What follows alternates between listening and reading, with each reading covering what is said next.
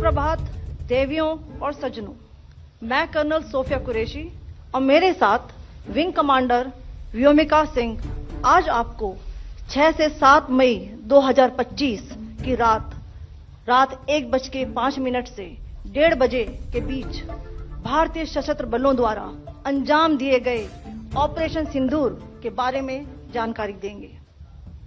Operation सिंदूर 22 अप्रैल को पहलगाम में हुए विभत्स आतंकवादी हमले के शिकार मासूम नागरिकों व उनके परिवारों को न्याय देने के लिए लॉन्च किया गया था।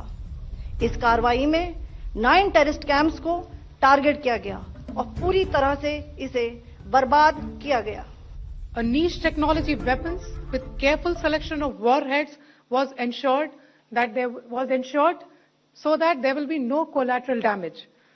The point of impact in each of the target was a specific building or a group of buildings.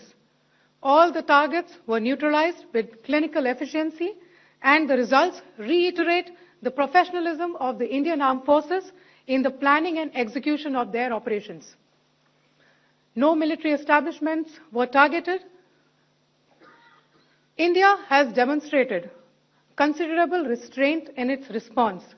However, it must be said that the Indian Armed Forces are fully prepared to respond to Pakistani misadventures, if any, that will escalate the situation. Briefing में शामिल होने के लिए आप सभी का धन्यवाद।